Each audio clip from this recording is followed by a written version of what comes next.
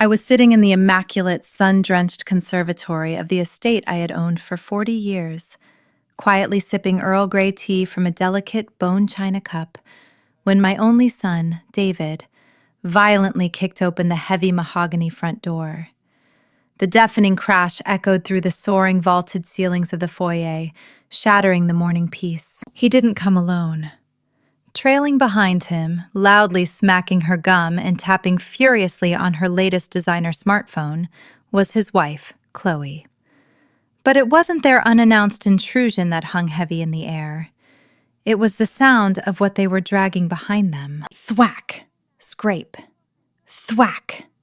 David was aggressively hauling 3 cheap, flimsy vinyl suitcases across my pristine, imported Brazilian cherry hardwood floors.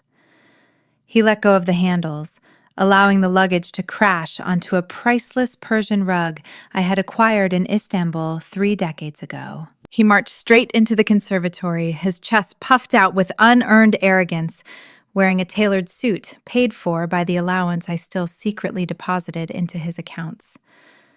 He didn't offer a greeting. He didn't ask how I was doing. He simply reached into his Italian leather briefcase, pulled out a glossy, cheaply printed brochure, and threw it onto the antique glass table right in front of my tea. The bold, brightly colored letters read, "Shady Pines Care Facility. A state-funded home for your twilight years. Drink up, Mom. You've got exactly 20 minutes to pack whatever fits in those 3 bags," David said, his voice dripping with a sickening, condescending sweetness.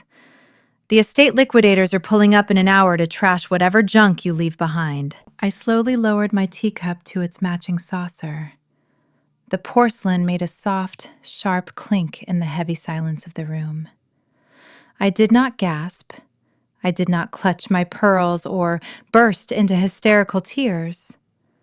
I simply looked up at the man I had birthed, raised, and funded, keeping my expression entirely unreadable. "Is that so?" I murmured, my voice smooth and perfectly calm. "And why, exactly, am I packing?" Chloe scoffed from the doorway, rolling her eyes so hard I thought they might get stuck in the back of her heavily Botoxed head. "Oh God, David, don't tell me her dementia is acting up again. Just tell her. I have a Pilates class at noon, and we need the closing funds cleared by 1 so we can put the down payment on the yacht." David smirked, leaning over the table, planting his hands firmly on the glass. He looked me dead in the eye, savoring what he thought was his moment of absolute, triumphant dominance over a frail, elderly woman. "I sold the house, Mom," he declared, a cruel, mocking grin stretching across his face. "I took that generic power of attorney document you signed for the hospital last year, had my buddy at the firm tweak the legal wording, and transferred the deed to my LLC. Then, I sold this massive, dusty old museum to a private real estate conglomerate. It closed this morning. $2.8 million straight into my account." He snapped his fingers, gesturing to the cheap vinyl bags on the floor. "So, you're going to Shady Pines. Don't worry, it's a Medicaid facility, so it won't cost me a dime. I even paid for the Uber to take you there. You've had a good run, Mom, but this house is too big for you, and honestly, Chloe and I deserve to finally enjoy the wealth." The sheer audacity of his betrayal hung in the air like a thick, suffocating smoke. My own flesh and blood, a boy who had never worked a hard day in his entire life, believed he had successfully stolen my home, stripped me of my dignity, and tossed me into a destitute facility just to fund a luxury yacht. He expected me to shatter. He expected me to drop to my knees, beg for mercy, and cry out for the son I thought I knew. Instead, I simply smiled. It was a cold, quiet smile that didn't reach my eyes. Right at that very moment, the heavy brass knocker on the front door echoed through the house. 3 sharp, authoritative strikes. "Ah!" David clapped his hands together, his eyes lighting up with greedy excitement. "That will be the new owner's representative. He's here to do the final walkthrough and collect the keys. Play nice, Mom, and don't make a scene, or I'll tell the nursing home staff to take away your television privileges. David eagerly spun around and jogged to the foyer, throwing the heavy oak doors wide open. Welcome, welcome, David cheered, practically bowing. Come on in, the place is all yours. I'm just getting the old bat out of your way right now. Through the doorway walked a towering, powerfully built man in a flawless, bespoke Tom Ford suit. He wore a silver Patek Philippe watch that caught the morning light, and his face was carved from pure stone. He stepped into the foyer, his polished Oxford silent against the hardwood. Two heavily armed, unsmiling men in dark suits stepped in right behind him, quietly closing and locking the massive doors. David's arrogant smile faltered for a fraction of a second, intimidated by the sheer, undeniable aura of immense power radiating from the man. Mr. Sterling, I presume? David stammered, holding out his hand. I'm David. We closed the wire transfer this morning. Mr. Sterling did not look at David. He did not take David's outstretched hand. Instead, the towering man walked straight past my trembling son, past a now pale and confused Chloe, and stepped into the sunroom. He stopped precisely 3 feet from my chair, stood at perfect attention, and bowed his head in deep, unwavering reverence. Madam Chairman, Mr. Sterling's deep, resonant voice echoed off the marble walls, entirely ignoring my son. The fraudulent wire transfer has been successfully isolated and frozen. The trap has been sprung. The federal authorities are waiting at the perimeter for your command.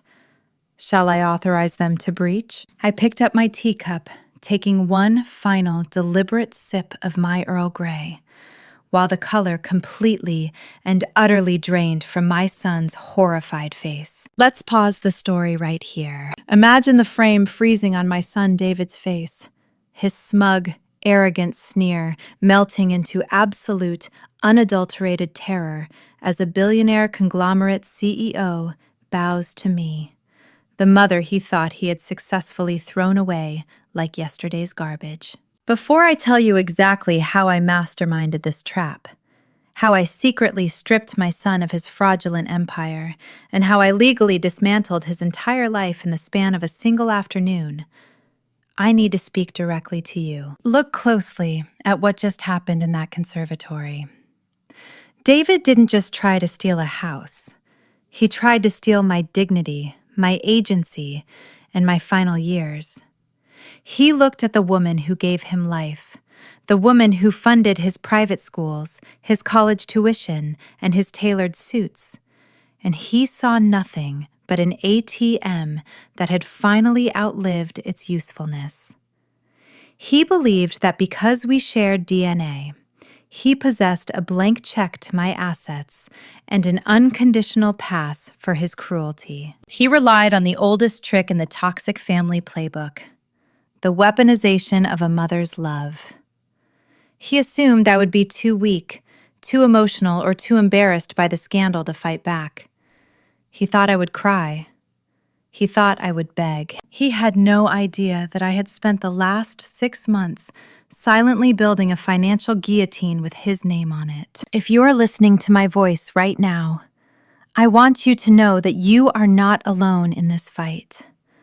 Millions of us are quietly enduring the suffocating weight of family members who view our kindness as a weakness and our generosity as an infinite resource to be exploited. Society tells us that family is everything and that we must forgive and forget because blood is thicker than water. But let me tell you the absolute, unfiltered truth. Toxic blood will drown you just as quickly as a stranger's. There comes a profound breaking point in every survivor's life where the blindfold finally falls off.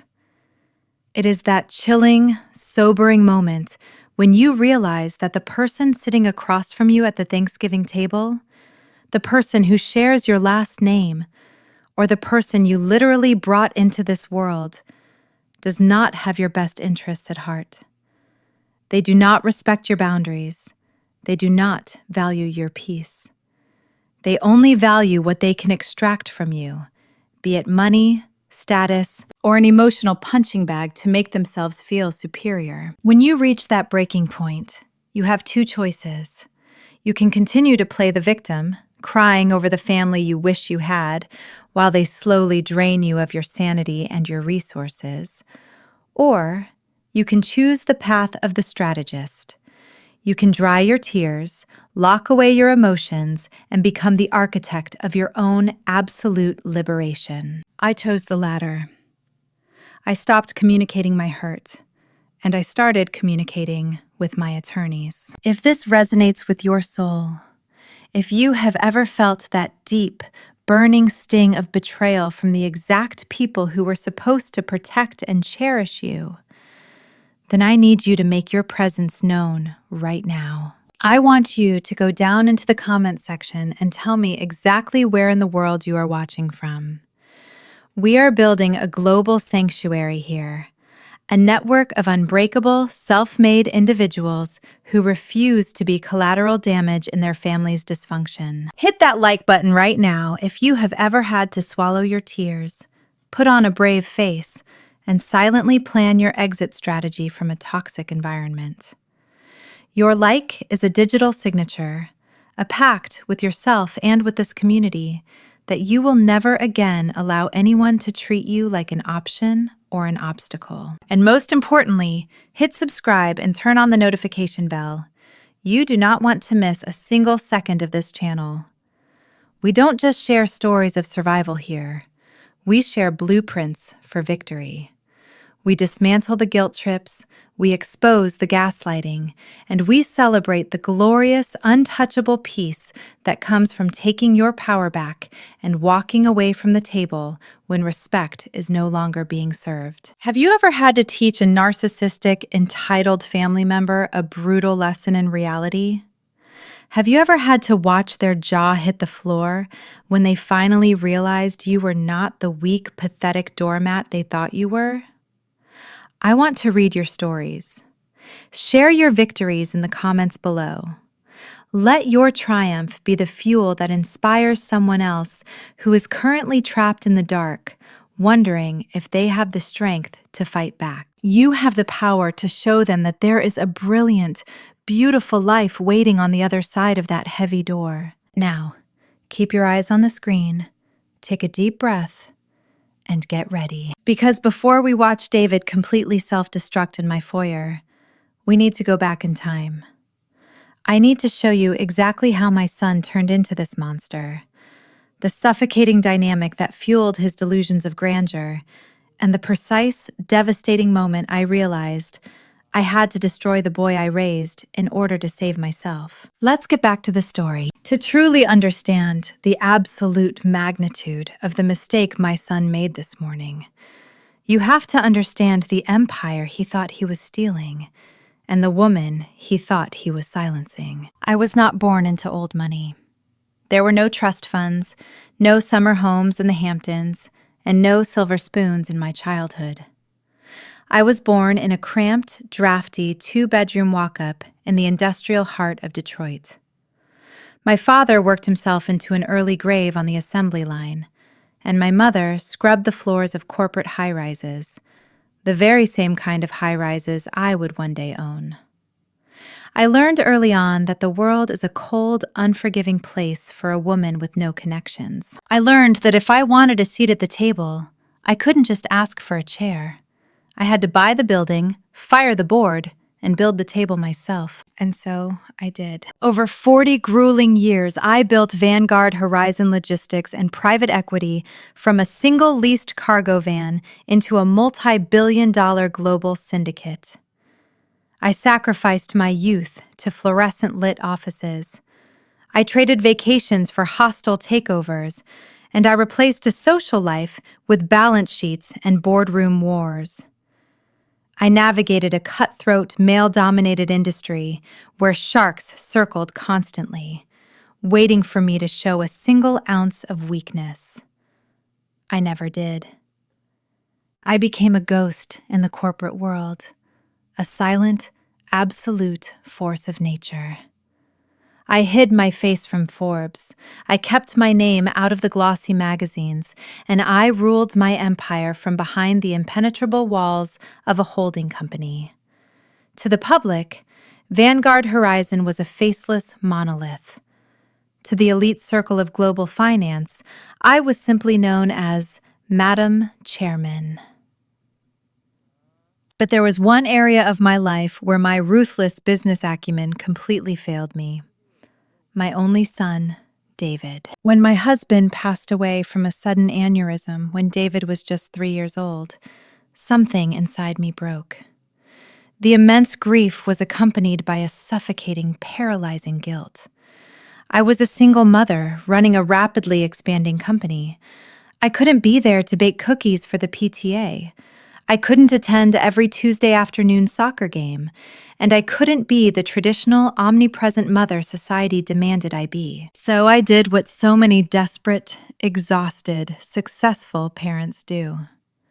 I weaponized my wealth to overcompensate for my absence.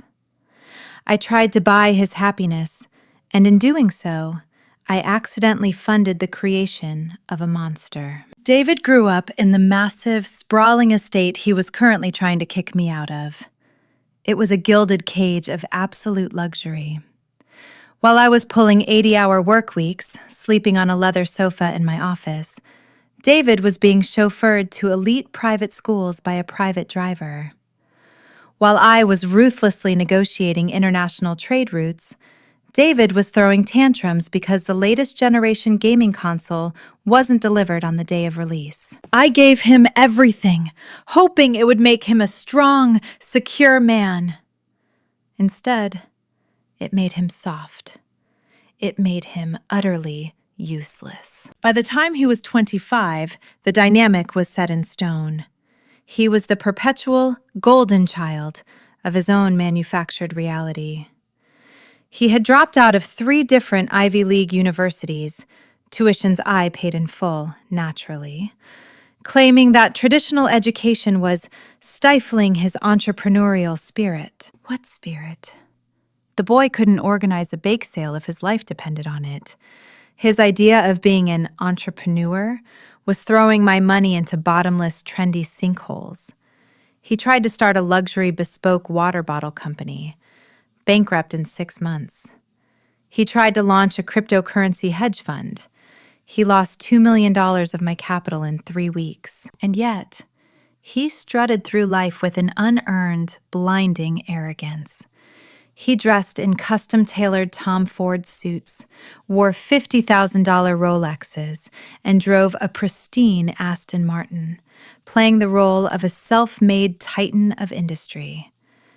The reality was that he was a hollow, heavily decorated parasite, entirely dependent on the monthly 6-figure allowance I silently routed into his accounts through a blind trust.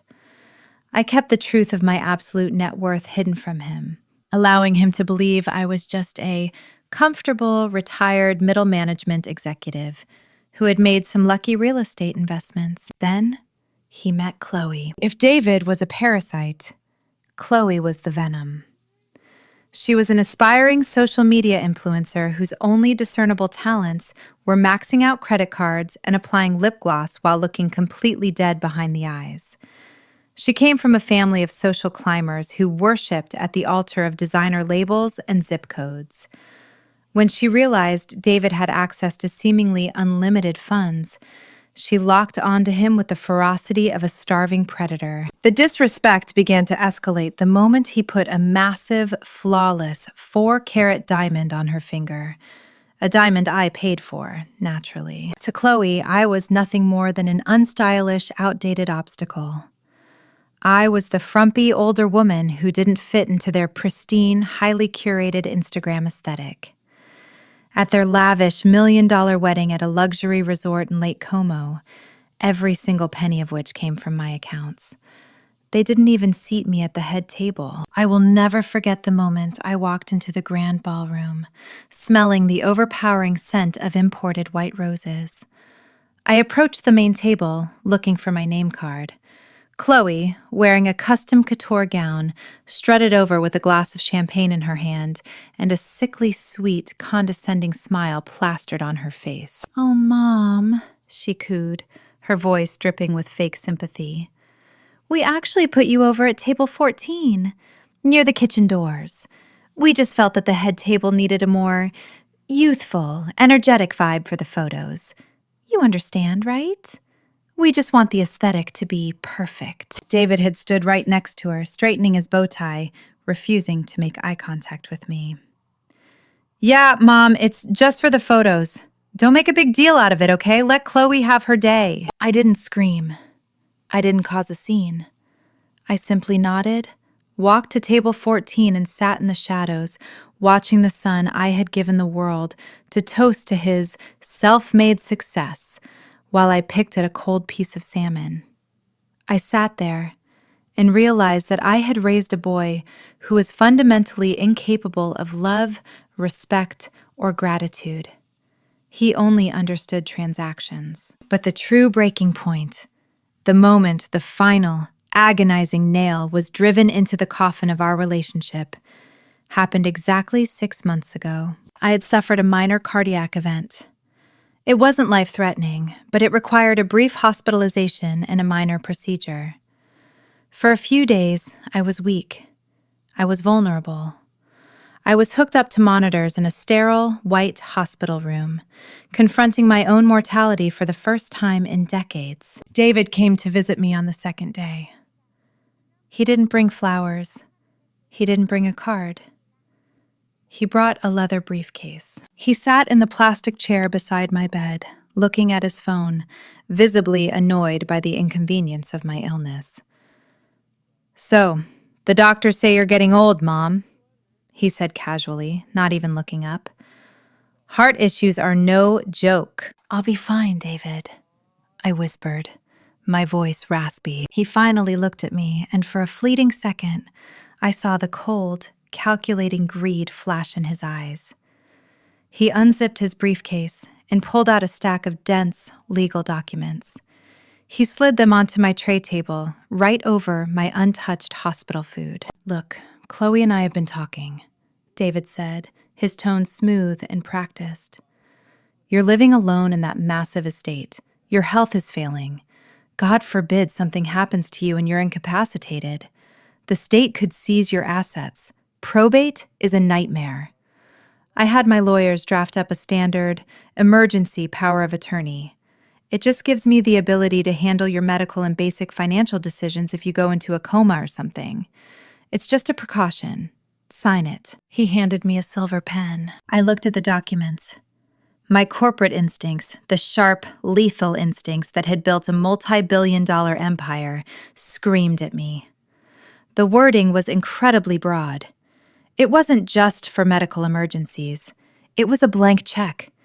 It granted the holder the authority to sell property, transfer funds, and liquidate assets. I looked up at my son.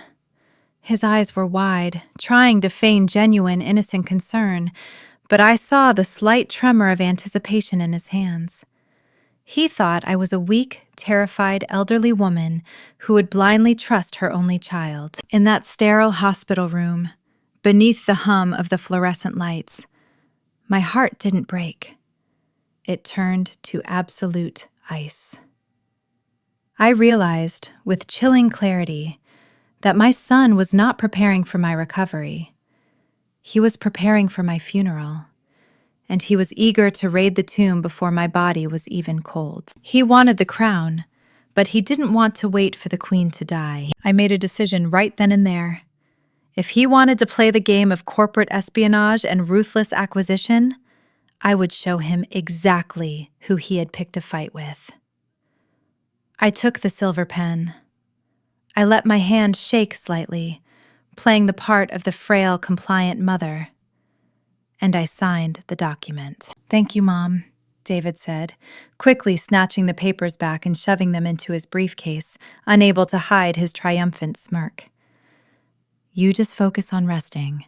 I'll take care of everything." He left the room without saying goodbye. The moment the door clicked shut, the frail, elderly mother vanished. I sat up in my hospital bed, reached for my phone, and bypassed my son entirely. I called the secure, unlisted number of my chief legal counsel at Vanguard Horizon. "It's Madam Chairman," I said, my voice steady and cold as steel. My son just took the bait. I need you to set up a dummy corporation, an LLC shell, and tie it to the estate's deed with a latent clawback clause. Let him think he has control.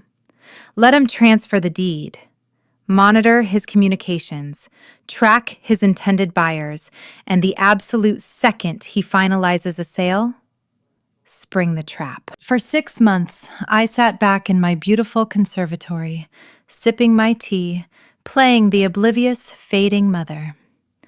I watched David and Chloe tour luxury yachts online. I watched them brag to their country club friends about a massive real estate windfall they were expecting. I let them climb as high as they possibly could, on a ladder made of lies, because I knew that a fall from the bottom rung doesn't hurt. If I was going to teach my son a lesson about power, respect, and the consequences of toxic greed, I had to let him climb to the very top of his delusional empire. I had to let him feel the keys to the kingdom in his hands. And then I was going to sever the ladder. The silence that fell over the sun-drenched conservatory was absolute. It was a thick, suffocating silence, the kind that only exists in the terrifying span of seconds between a lightning strike and the deafening roar of thunder. Mr. Sterling remained frozen in his impeccable bow, his eyes fixed respectfully on the antique Persian rug at my feet. The two massive, unsmiling men in dark suits who flanked him stood like granite statues, their hands resting comfortably, yet purposefully, near the lapels of their jackets. David stood paralyzed in the center of the room. His mouth hung slightly open, opening and closing like a suffocating fish. The arrogant, triumphant sneer that had plastered his face just moments ago had completely dissolved, replaced by a pale, sickly mask of utter confusion. He looked from Mr. Sterling to me, and then back to Mr. Sterling, his brain desperately trying to process a reality that fundamentally contradicted the delusion he had lived in his entire life. Chloe, standing near the doorway, stopped chewing her gum. Her phone, previously the center of her universe, hung limply in her hand, the screen glowing against her perfectly manicured nails. Mr.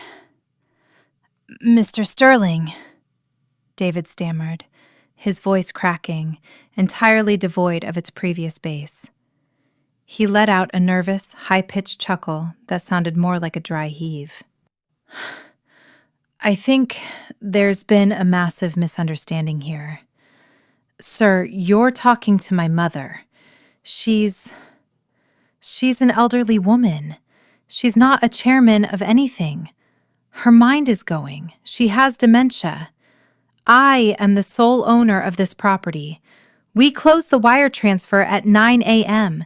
David took a step toward Sterling, raising his hand as if to guide the towering billionaire away from me.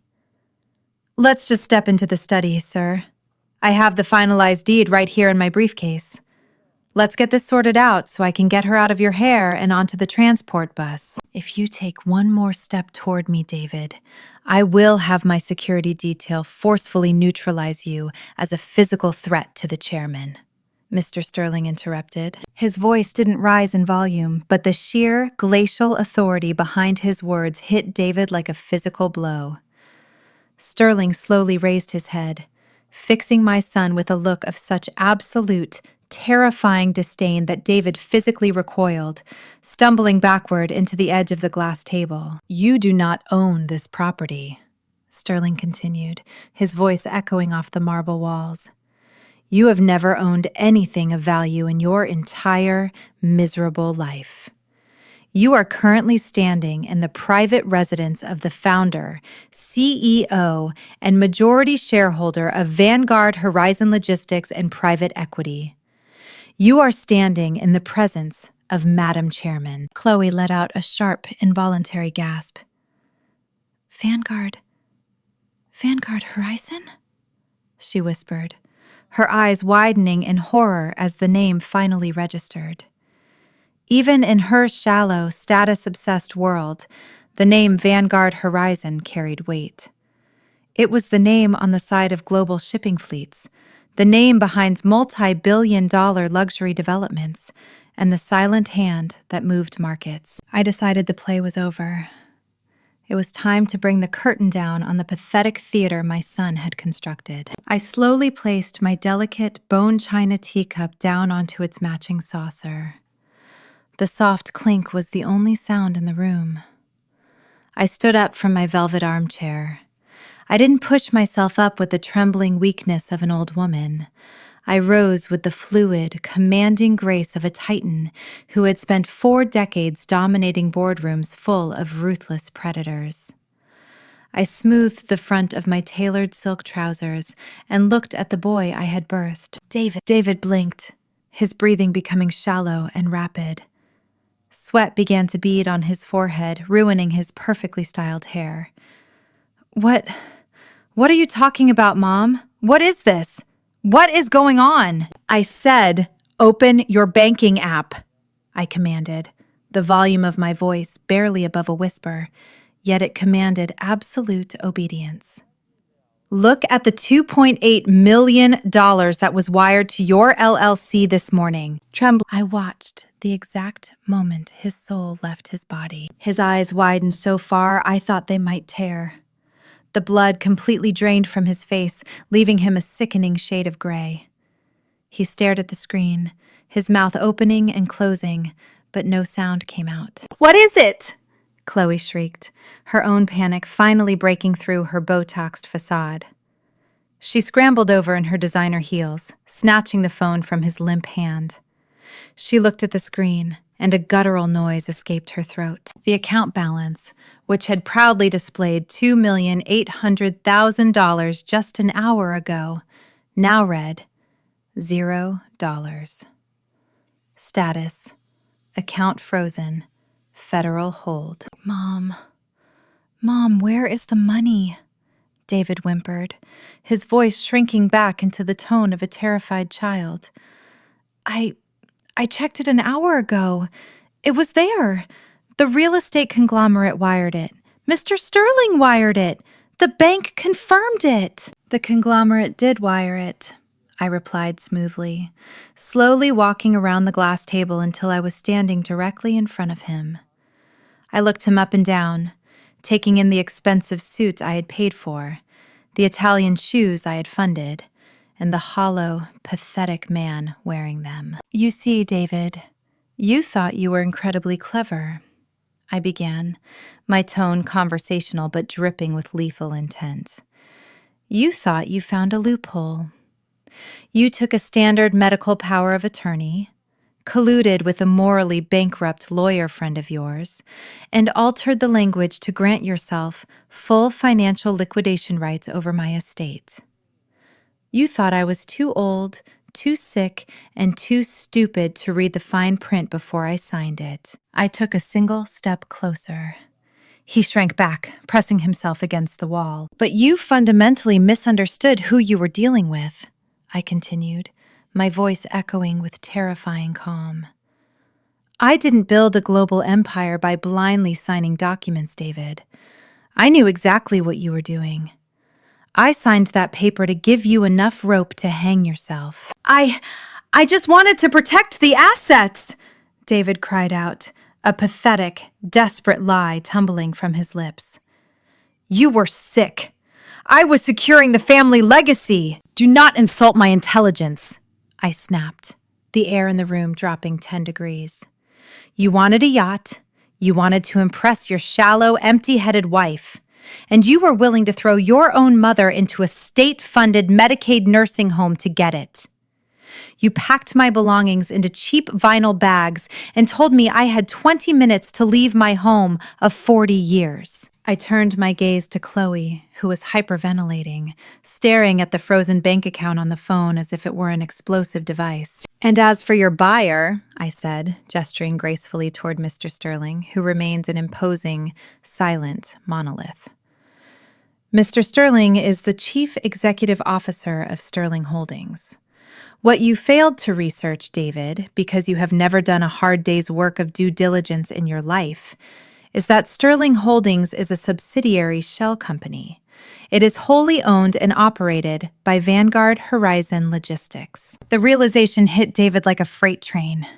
His knees buckled slightly, and he had to brace himself against a marble pillar to keep from collapsing. "You sold my house." I paused, letting a cold, merciless smile touch my lips. "To me.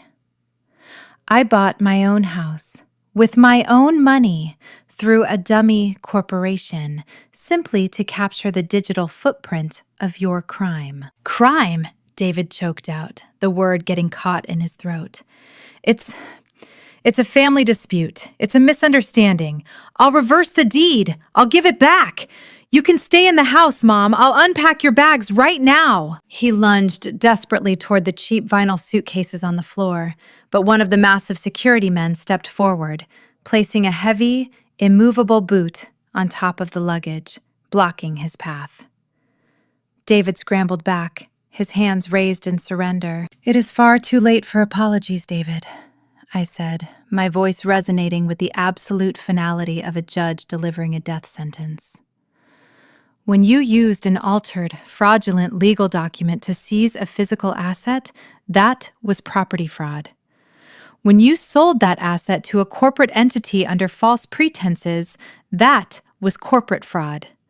And when you authorized the transfer of $2.8 million across state lines via digital banking using that fraudulent authority," I leaned in, my face inches from his sweating, terrified visage. "That, my dear son, is a violation of 18 U.S. Code Section 1343, federal wire fraud. It carries a maximum penalty of 20 years in a federal penitentiary." David let out a loud, pathetic sob. The golden child, the arrogant heir apparent who had strutted into my home 30 minutes ago, demanding my eviction, was now a trembling, weeping mess, completely stripped of his power, his wealth, and his illusions. I didn't feel a shred of pity. I didn't feel a mother's instinct to comfort him. I felt nothing but the clean, surgical satisfaction of a tumor being permanently excised from my life. "Mr. Sterling," I commanded, not taking my eyes off the broken man sobbing against my marble pillar. "Yes, Madam Chairman," Sterling replied instantly. "The trap is closed," I declared, my voice echoing through the grand foyer of the home I had built, secured and defended. "Call the authorities waiting at the perimeter. Tell them the target has confessed, the fraudulent wire has been documented, and they are cleared to breach the property and make the arrests." Mr. Sterling did not reach for a phone. He didn't need to. He simply raised his left hand, tapping a small, discreet earpiece hidden beneath the collar of his bespoke suit, and spoke 2 words into the absolute, terrifying silence of the conservatory. "Execute warrant." For exactly 3 seconds, the only sound in the sprawling, sun-drenched room was David's jagged, hyperventilating breath and the soft, rhythmic ticking of the antique grandfather clock in the hallway. Then, the world exploded. It didn't begin with a polite knock. It began with the deafening, splintering crack of a heavy tactical battering ram striking the massive, custom-built Brazilian oak front doors. The reinforced hinges screamed in metallic agony before giving way, and the doors blew inward, crashing against the marble walls of the foyer with a force that shook the crystal chandeliers suspended 30 feet above. A flood of blinding, flashing red and blue strobe lights instantly painted the pristine white walls of my home, casting harsh, frenetic shadows across the delicate ferns and imported orchids of the conservatory. The wail of multiple sirens outside was deafening, a mechanical symphony of absolute doom. "FBI! Federal agents! Nobody move! Keep your hands where we can see them!" A tactical swarm of 8 federal agents, clad in dark Kevlar vests emblazoned with bright yellow FBI lettering, poured into the grand foyer. They moved with a terrifying, synchronized precision, their heavy combat boots pounding against the hardwood floors, their weapons drawn and angled securely in a low, ready position. The two massive security men flanking Mr. Sterling immediately stepped aside, their hands raised in calm compliance, silently turning the floor over to the authorities. David let out a high-pitched, guttural scream. It wasn't the scream of a man. It was the terrified shriek of a cornered, helpless animal. He pushed himself off the marble pillar, his polished Italian leather shoes slipping wildly on the Persian rug as he scrambled backward, knocking over an antique side table. A priceless Ming Dynasty vase hit the floor, shattering into 1,000 irrecoverable pieces. A perfect, physical manifestation of his manufactured life. "Get on the ground! Face down! Hands behind your back!"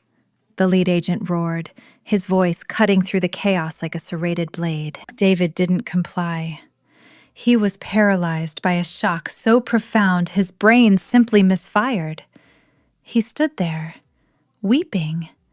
His perfectly tailored Tom Ford suit rumpled and soaked in cold sweat, his hands shaking violently in the air. Two agents closed the distance in a fraction of a second.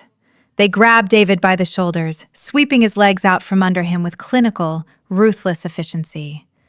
He hit the hardwood floor hard, the air exploding from his lungs in a sharp gasp. Before he could even draw another breath, a heavy, tactical knee was driven firmly into the center of his spine, pinning him to the ground. "Mom! Mom, please! Stop them! Tell them it's a mistake!" David shrieked, his face pressed painfully against the cold wood, his tears mixing with the dust. I did not move from my velvet armchair. I did not blink. I reached out, my hand perfectly steady, and picked up my bone china teacup.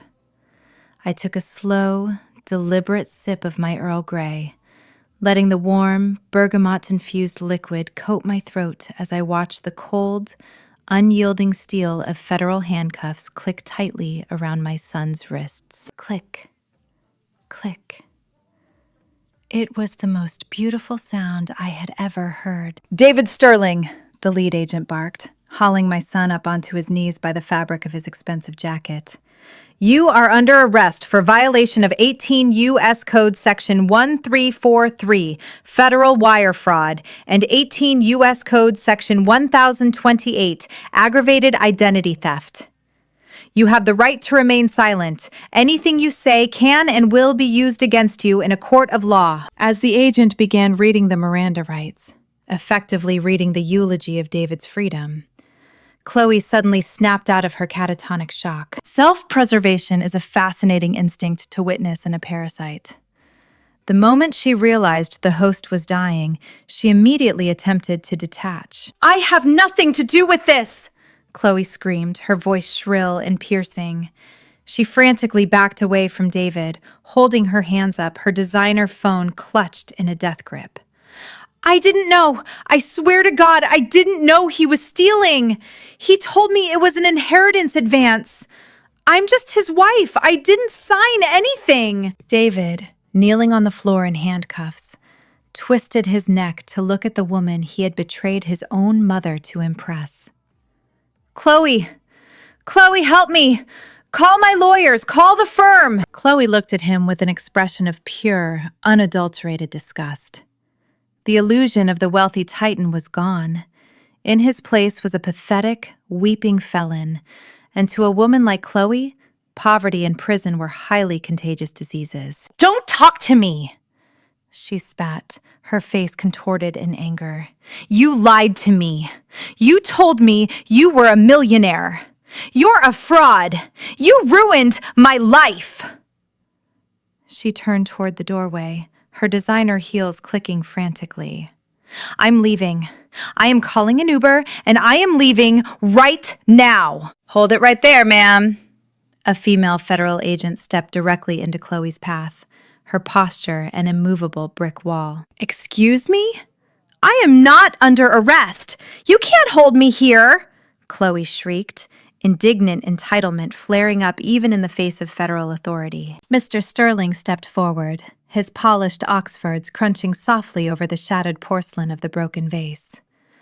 He held a sleek, black tablet in his hand. He looked at Chloe, his expression devoid of anything resembling human sympathy. "You are correct, Mrs. Sterling. You are not currently under arrest," Sterling said smoothly, his deep voice carrying easily over the commotion. "However, the digital footprint of the fraudulent wire transfer indicates that the stolen funds were routed through a joint LLC account on which you are listed as a secondary signatory. As such, every single asset purchased, leased, or maintained by you in the last 48 hours is now subject to immediate federal seizure under the Racketeer-Influenced and Corrupt Organizations Act, pending audit." Chloe's jaw dropped. What does that mean?" "It means," I said, finally speaking, my voice slicing through the room with glacial authority, "that you are wearing stolen property, Chloe." The female agent didn't wait for permission. She reached out and firmly grasped Chloe's left wrist. "Hey, get your hands off me!"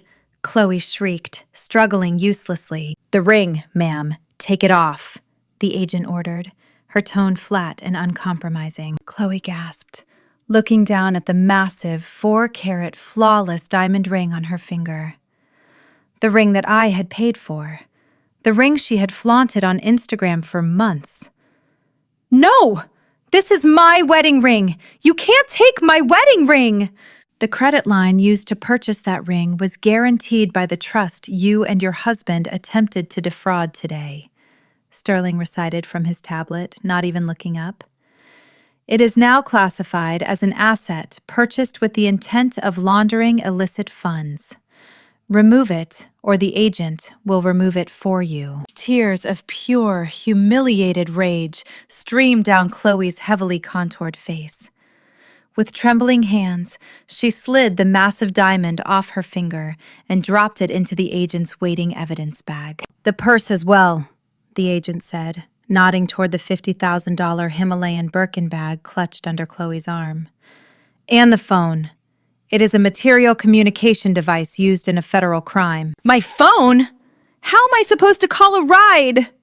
Chloe sobbed, completely breaking down as the agent unceremoniously stripped her of the designer bag and the smartphone, tossing them into plastic evidence bags. Within 60 seconds, the arrogant, untouchable influencer had been reduced to a weeping, hyperventilating mess with nothing but the clothes on her back. But I wasn't finished. I wanted David to understand the absolute, sweeping totality of his destruction. "Mr. Sterling," I said, setting my teacup down. "Status of the defendant's secondary assets?" Sterling tapped his tablet. "Madam Chairman, as of 5 minutes ago, my legal team enacted the latent clawback clauses you authorized upon the execution of the fraudulent deed transfer. The blind trust that has provided David Sterling's monthly living allowance since his 18th birthday has been permanently dissolved. The capital has been reabsorbed into Vanguard Horizons philanthropic endowment." David let out a fresh, agonizing wail from the floor. He was officially, entirely broke. Beep, beep, beep. A loud, mechanical reversing alarm suddenly echoed from the circular driveway outside the broken front doors. The flashing red and blue lights of the FBI cruisers were momentarily eclipsed by the massive, hulking yellow frame of a heavy-duty flatbed tow truck pulling directly up to the front steps. "Furthermore," Sterling continued, his voice relentless, "the lease agreement on the 2024 Aston Martin currently parked in the driveway was guaranteed by the aforementioned, now dissolved, trust. The dealership was notified of the fraudulent financial status 20 minutes ago. They have dispatched a recovery team. The vehicle is being repossessed as we speak." "No, my car. Please, my car," David whimpered, twisting his head to look out the shattered doors. We all watched in silence as the tow truck operator, entirely unbothered by the federal raid, hooked heavy steel chains to the front axle of David's pristine, silver Aston Martin. The hydraulic winch whined loudly, dragging the symbol of David's fake wealth, scraping and protesting up onto the flatbed. And the downtown penthouse? I asked smoothly. Keycards deactivated remotely by the building's property management at 9:15 a.m., Sterling confirmed. A lock and seize order has been placed on the doors. They currently have no legal residence to return to. I stood up, walking slowly across the room until I stood directly over my son. He looked up at me, his eyes bloodshot, his face smeared with dust and tears. He looked like a frightened, helpless child. But I no longer saw my child. I saw a liability that had been successfully liquidated. You see, David, I said softly, crouching down just enough so that only he could hear the absolute venom in my voice. You thought you were the predator. You thought you could wait until I was weak, steal the empire I bled for, and throw me into a facility to rot while you bought a yacht. I leaned in closer. But a king isn't born just because he steals a crown. A king is born in the trenches. You have never fought a battle in your life. You have never earned a single dollar. You are a passenger who tried to hijack a plane from the pilot, and you just crashed it into a mountain. Mom, I'm sorry, he choked out, his voice a pathetic rasp. I'm so sorry. Please, forgive me. I'm your son. You lost the right to call yourself my son the moment you handed me that pen in the hospital, I whispered. I stood up, straightening my posture, and looked at the lead federal agent. Get this trespasser out of my house, I ordered. The agents hauled David to his feet.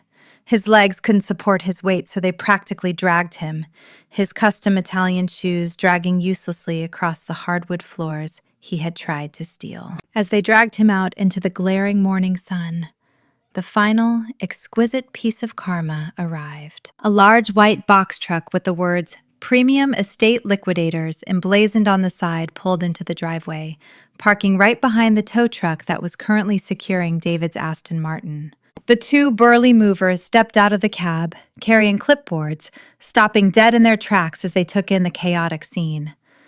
The flashing FBI lights, the shattered mahogany doors, and the sight of the man who had hired them being perp-walked down the front steps in handcuffs.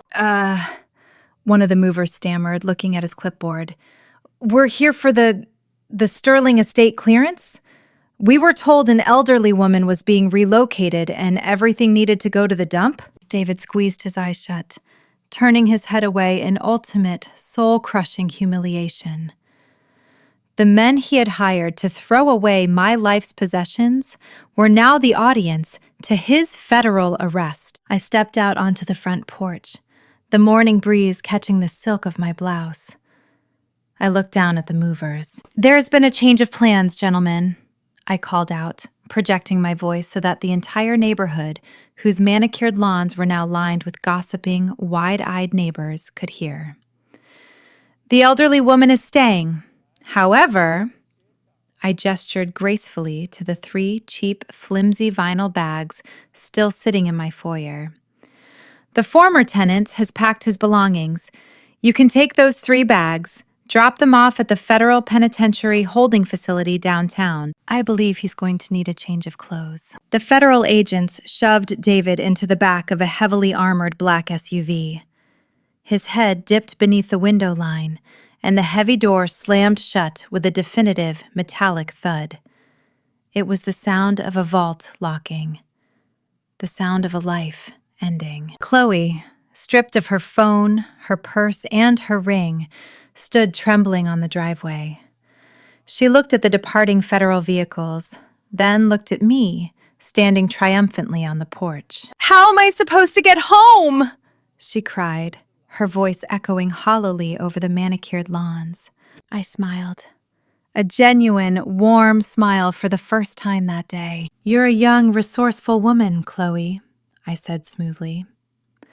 "I hear walking builds character." I turned my back on her, walked back into my beautiful, sprawling home, and signaled for my security to begin securing the broken doors. The trash had finally been taken out. The heavy morning air of the sprawling suburban estate was thick with the scent of crushed, manicured grass, leaking hydraulic fluid from the tow truck, and the sharp, undeniable electricity of absolute, unadulterated consequence. I stood on the expansive, imported limestone steps of my front porch, the cool morning breeze gently catching the silk collar of my blouse.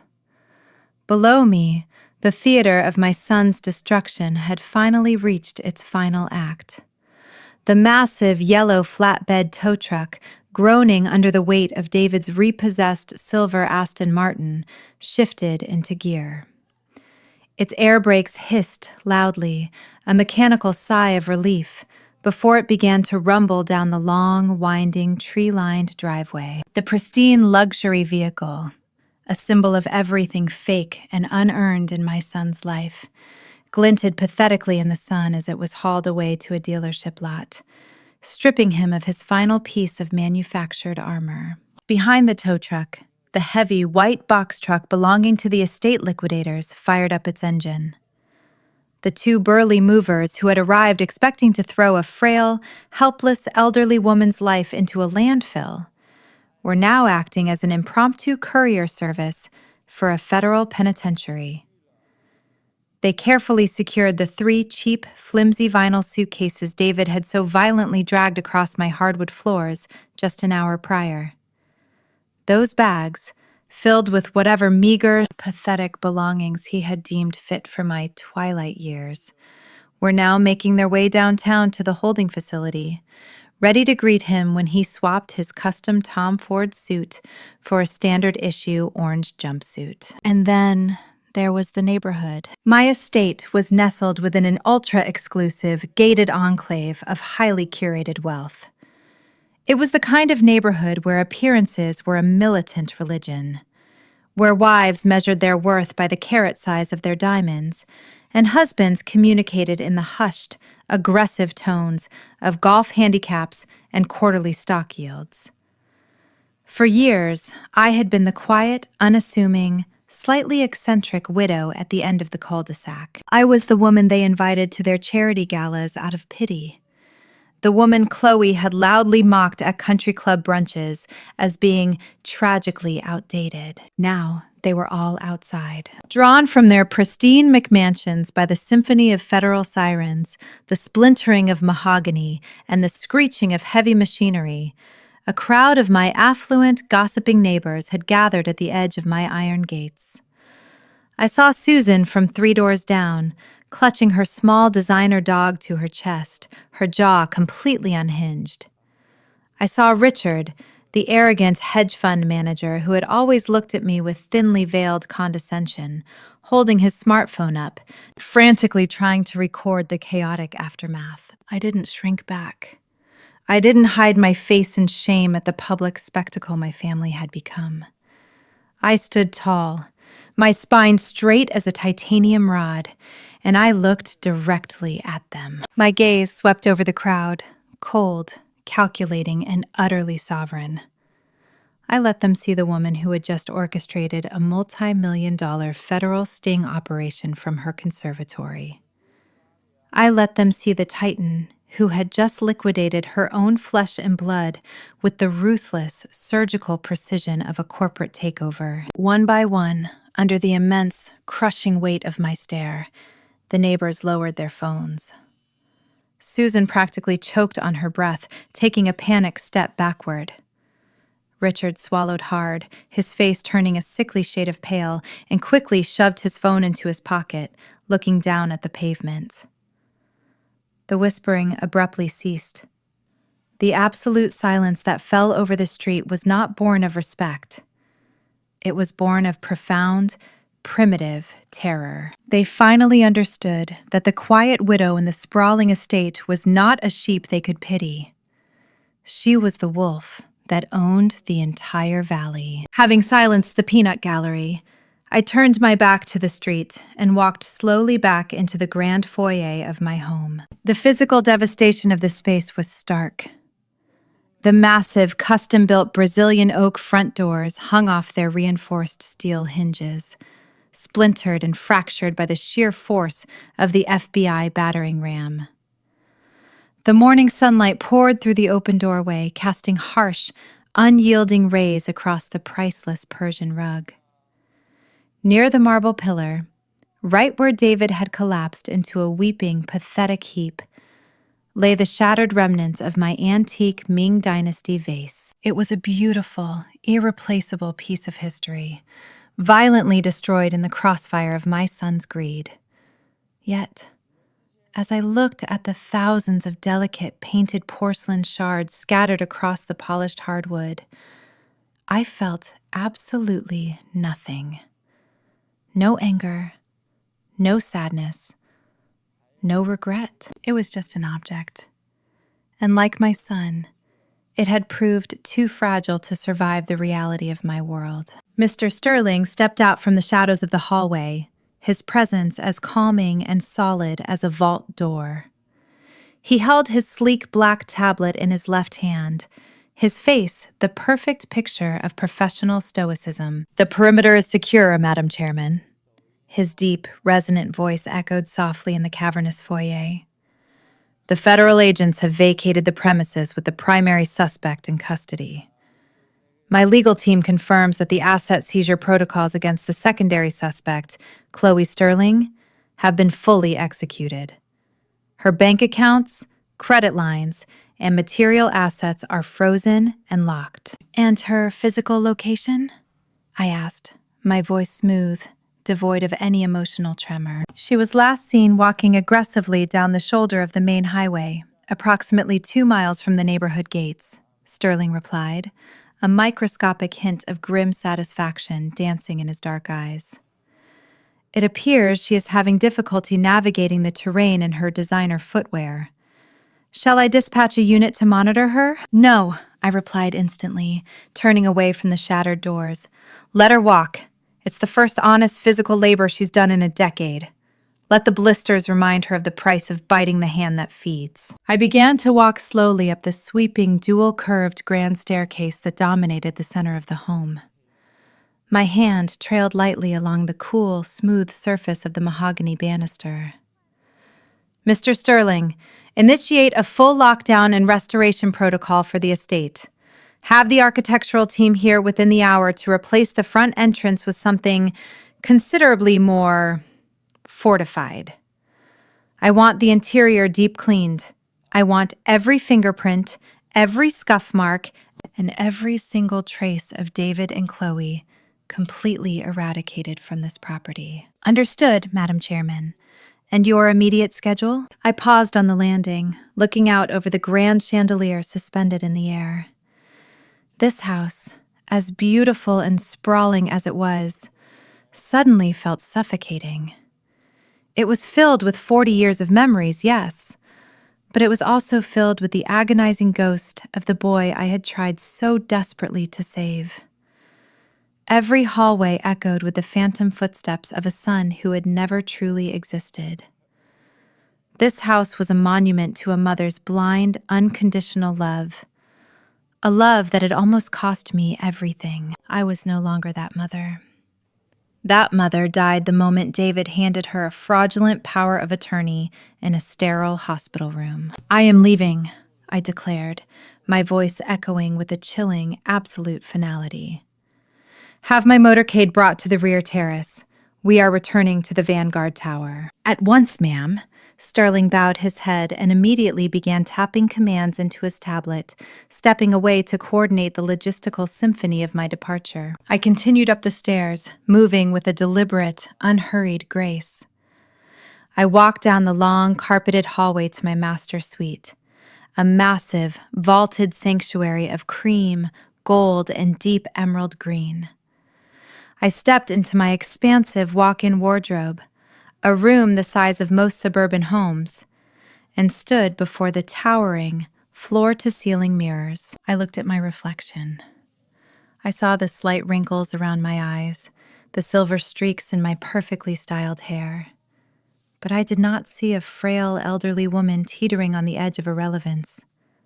I saw a conqueror. I saw a woman who had built an empire with her bare hands, survived the vicious, male-dominated trenches of global finance, and had just successfully defended her throne against the most insidious enemy of all, her own blood. I began the physical and psychological transformation. I unbuttoned the soft, accommodating silk blouse I had worn to play the part of the unsuspecting, tea-sipping mother. I let it fall to the plush carpet. I reached into the depths of my closet and pulled out my armor. It was a custom-tailored, razor-sharp blazer in a deep midnight navy, constructed from the finest Italian wool. It was the garment of a CEO. The shoulders were structured, demanding respect, and the cut was ruthless and exact. I slipped it on, feeling the familiar, empowering weight of the fabric settle over me. I fastened a single heavy gold chain around my neck, not a delicate family heirloom, but a bold, uncompromising statement piece. Finally, I picked up a pair of dark, oversized Tom Ford sunglasses from my vanity and slid them over my eyes, completely masking whatever trace of humanity or vulnerability might still be lingering in my gaze. I was no longer Mom. I was Madam Chairman. I turned and walked out of the suite, not casting a single glance backward. I descended the grand staircase, my heels clicking sharply, rhythmically against the hardwood, a percussive beat of absolute victory. As I reached the bottom of the stairs, Mr. Sterling was waiting by the rear terrace doors. He pulled the heavy glass open, stepping aside to allow me to pass. "Your transport is ready, Madam Chairman," he said softly. I stepped out onto the sprawling back terrace, the warm midday sun washing over me. Waiting on the circular brick-paved driveway was not a flashy leased sports car or a trendy status symbol SUV. It was a massive, jet-black, heavily armored Maybach Pullman limousine. It was a fortress on wheels, a vehicle designed for heads of state, billionaires, and untouchables. The paint was so immaculately polished, it perfectly mirrored the sprawling green lawns and the towering oak trees of the estate. 4 members of my elite private security detail, all dressed in immaculate dark suits, stood at strict attention around the vehicle.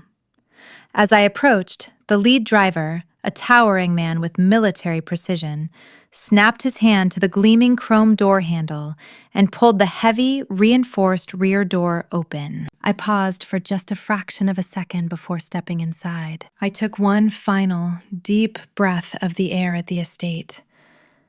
I listened to the absolute quiet. There was no whining. There was no demanding.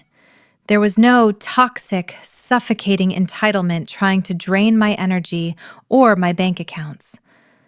There was only the sweet, pure, intoxicating silence of absolute freedom. I had severed the parasitic tie.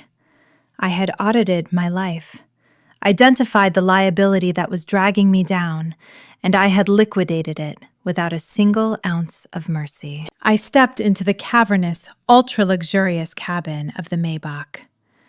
The interior was a masterpiece of hand-stitched, diamond-quilted white leather, polished piano-black wood trim, and subtle ambient lighting. I sank into the plush, heated captain's chair. It was softer, more supportive, and infinitely more powerful than any throne on earth. Mr. Sterling slid into the jump seat opposite me, closing his tablet. The driver shut the massive, heavy door. Thud. The sound was magnificent. It was the sound of a 2-inch thick vault door locking into place. The moment the door sealed, the outside world simply ceased to exist. The acoustic dampening technology of the Maybach was so absolute that the chirping of the birds, the rustling of the wind, and the distant hum of suburban life were instantly erased. We were floating in a silent, impenetrable capsule of pure, sovereign power. "Vanguard Tower, driver!" Sterling instructed through the intercom, his voice smooth and professional. "Yes, sir," the driver replied. The Maybach's massive twin-turbo V12 engine fired to life, a deep, resonant, barely perceptible purr that vibrated warmly through the floorboards. The heavy vehicle began to glide forward, moving with a terrifying, smooth momentum. We rolled down the private rear driveway, bypassing the shattered front gates entirely, and merged seamlessly onto the main highway leading toward the glittering skyline of the city. I reached out and pressed a polished silver button on the door console. The tinted glass partition separating the cabin from the driver slowly rose, locking into place. I was completely alone in my sanctuary, flanked only by my most trusted general. I leaned my head back against the soft leather headrest. I reached to my side, opened the chilled compartment built into the center console, and pulled out a crystal tumbler and a bottle of perfectly chilled, vintage sparkling water. I poured a glass, the effervescent bubbles rising to the top in a joyful dance. As the Maybach accelerated, eating up the miles of asphalt, I turned my head to look out the heavily tinted, bulletproof window. The sprawling, manicured lawns of the suburbs rapidly faded away, replaced by the towering concrete and glass canyons of the financial district. We were entering my domain. We were entering the world where I made the rules, where my word moved mountains, and where weakness was devoured. I watched the reflection of the city skyline passing over the dark glass. A profound, overwhelming sense of catharsis washed over me. It was a feeling so intense, so deeply liberating, that it almost brought a tear to my eye. Not a tear of sorrow, but a tear of absolute, crystalline joy. For 40 years, I had carried the suffocating weight of my son's failures on my shoulders. I had allowed society's guilt, the expectations of motherhood, and the manipulation of a toxic family dynamic to chain me to a life of hidden misery. I had funded my own emotional abuse.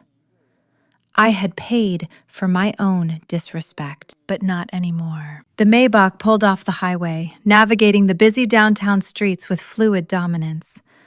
Other cars, sensing the imposing, heavily armored presence of the vehicle, instinctively parted ways, giving us a wide, respectful berth.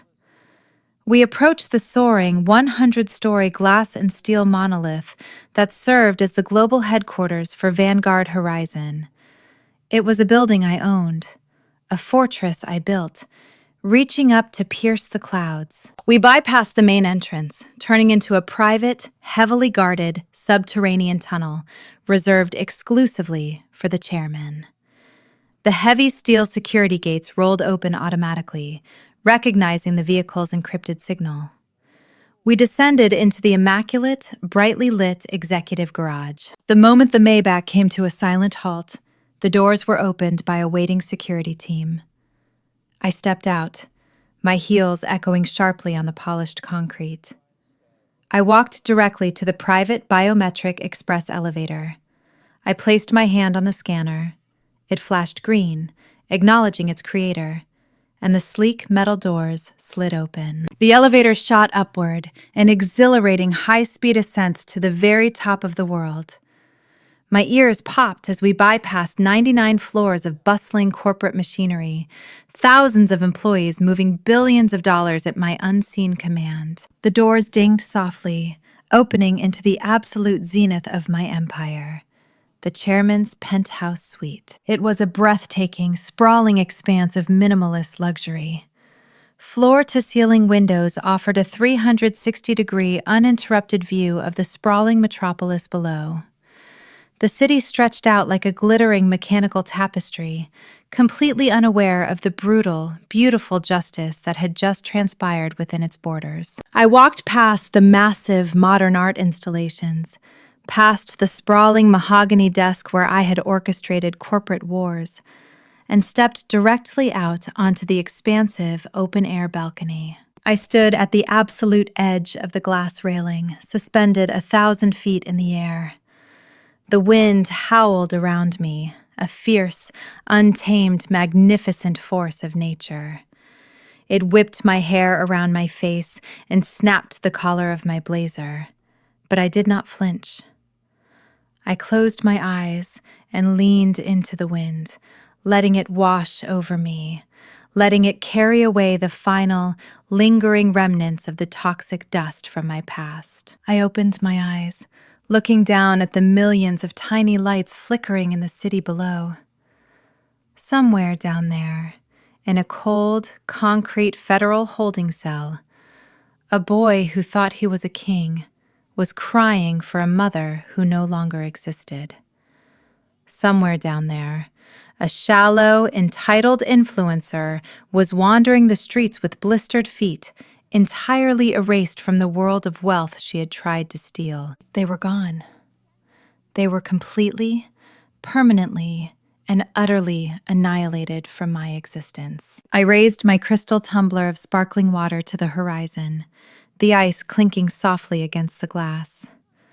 I took a slow, deeply satisfying sip. I was entirely alone, and I had never, in my entire life, felt more powerful. The wind howling around the glass perimeter of my penthouse balcony was not a gentle, comforting breeze. It was a fierce, raw, elemental force. It whipped my hair wildly around my face and snapped the heavy lapels of my tailored navy blazer. But I did not step back into the insulated, climate-controlled comfort of the suite behind me. I stood perfectly still at the very edge of the world, 1,000 feet above the sprawling, glittering concrete canyons of the city, and let the sheer, violent energy of the atmosphere wash over me. Below me, the city was a chaotic, brilliant tapestry of millions of lives, millions of intersecting stories, all moving at the frantic, desperate pace of survival. From this altitude, the cars on the expressways looked like slow-moving rivers of white and red light, and the towering skyscrapers around me felt like quiet, metallic sentinels guarding my absolute solitude. I looked down at the crystal tumbler in my hand. The ice clinked softly, a delicate, refined sound that was instantly swallowed by the roaring wind. I raised the glass, a silent toast to the empty, quiet perfection of my new reality, and took a long, slow sip. Let me speak to you directly now. Yes, you, the person watching this video, sitting in the glow of your screen, perhaps hiding in your car in a driveway you dread pulling into, or locking yourself in a bathroom just to get 5 minutes of peace from the people who are supposed to be your sanctuary. I know exactly why you clicked on this video. I know the heavy, suffocating ache sitting dead in the center of your chest. You watched me dismantle my son. You watched me strip him of his fake wealth, his stolen dignity, and his physical freedom in the span of a single afternoon. You watched me orchestrate a federal raid on my own blood. And part of you, perhaps a part you have been conditioned by society to feel deeply ashamed of, felt a profound electric thrill of satisfaction. Do not be ashamed of that feeling. That thrill is your survival instinct finally waking up from a coma. For generations, society has relentlessly spoon-fed us a toxic, unbreakable fairy tale about family. We are programmed from birth with tired, manipulative cliches. Blood is thicker than water. You only get one mother. You have to forgive them. It's family. We are taught that the biological accident of shared DNA is a sacred, unbreakable covenant that supersedes all logic, all boundaries, and all self-respect. I am here, standing at the absolute pinnacle of an empire I built with my own 2 hands, to tell you the brutal, unfiltered truth. Blood does not equal a blank check. Sharing a last name with someone does not give them an all-access pass to your bank account, your mental health, or your peace of mind.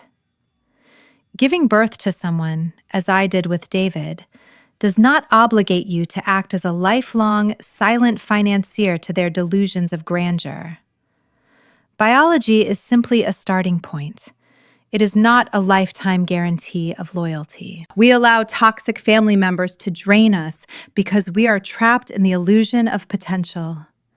We look at the son, the sister, the parent who consistently belittles us, steals from us, or manipulates our love, and we stubbornly hold out hope that this time they will change.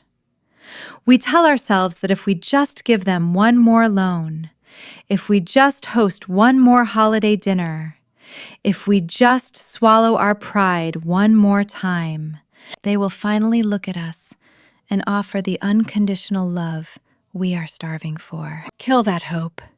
Kill it right now. It is the very weapon they are using to destroy you. David didn't look at me and see a mother who had sacrificed her youth to build a kingdom for him. He looked at me and saw an obstacle standing between him and a yacht. Chloe didn't see a mother-in-law. She saw an outdated ATM that didn't fit her Instagram aesthetic. They did not love me. They loved what I could provide. The moment I became a perceived inconvenience to their greed, they literally packed my life into 3 cheap vinyl bags and tried to throw me away. That is the absolute nature of a parasite. A parasite does not negotiate. A parasite does not feel gratitude for the host. It simply feeds until the host is a dry, hollow husk. And then it moves on. If you are currently trapped in a dynamic where your kindness is viewed as a weakness, where your boundaries are treated as suggestions, and where your generosity is met with entitlement, you must understand that you cannot love a parasite into becoming a butterfly. You cannot reason with a tumor. You can only excise it. I want to give you the blueprint right now. I call it the Vanguard Horizon Audit, and it consists of 3 absolute, non-negotiable rules for taking your power back. Rule number 1. You must perform a ruthless emotional audit. Look at the people in your inner circle, especially your family. Do they deposit energy into your life, or do they only withdraw? Do you leave interactions with them feeling uplifted and secure, or do you leave feeling drained, anxious, and financially lighter? If a corporate division of my company consistently lost money and insulted the board of directors, I would liquidate it by lunch. You must treat your life with the exact same level of executive scrutiny. You are the CEO of your own existence. Fire the liabilities. Rule number 2.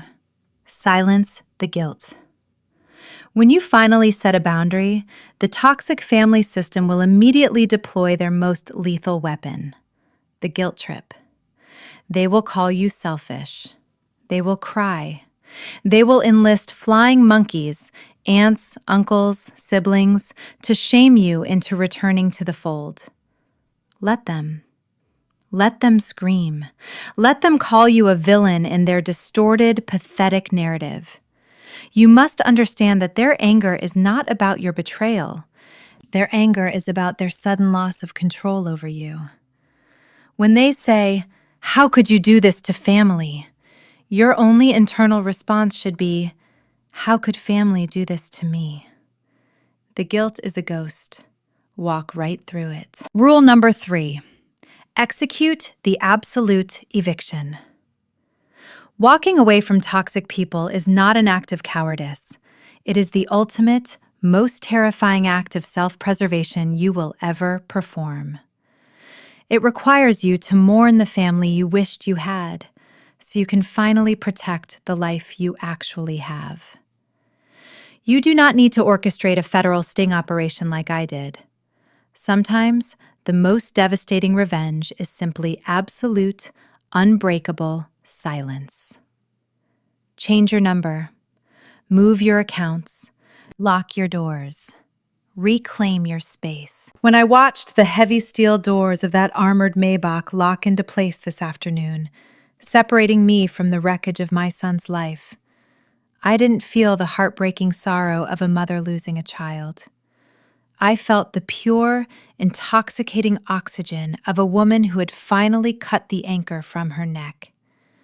I felt the breeze of total, untouchable freedom. And that freedom is waiting for you. It is waiting on the other side of the word no.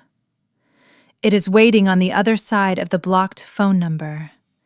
It is waiting for you the exact moment you decide that your peace of mind is infinitely more valuable than their approval. You are entirely capable of surviving without the people who are currently trying to drown you. You are strong enough to build your own table, write your own checks, and create a chosen family that respects the absolute titan that you are. Now, I am looking right at you. I know that my story is not an isolated incident. I know that millions of you are currently fighting these silent, agonizing wars behind closed doors, wondering if you have the strength to finally pull the plug on the toxicity. I need you to go down into the comment section right now. I don't want you to just read. I want you to testify. I want you to share your own stories of resilience. Tell me about the moment the blindfold finally fell off. Tell me about the exact day you looked at a toxic parent, a narcissistic sibling, or an entitled relative and you finally said, enough. How did you walk away? What was the final straw? What did it feel like when you finally realized your own immense, undeniable worth? Share your triumphs in the comments, no matter how small they may seem. Your story, your specific, painful, beautiful victory, might be the exact catalyst someone else reading the comments needs to finally pack their bags and walk out of their own personal hell today. We are not just a comment section. We are a global boardroom of self-made survivors. If this script resonated with your soul, if you felt that deep, cathartic fire in your chest as I watched my son's fake empire burn to the ground, you must hit the like button. Let that button serve as your digital signature on a new contract with yourself. A contract that states you will never, ever be a doormat again. And do not leave without hitting subscribe and turning on the notification bell. This channel is a sanctuary for the strong. We will continue to dismantle the manipulative tactics of toxic people. We will share the blueprints for ultimate independence. And we will celebrate the glorious, unstoppable rise of the people who chose to walk away. Blood does not equal a blank check. Your peace is your most valuable asset. Guard it with your life. Until next time, stay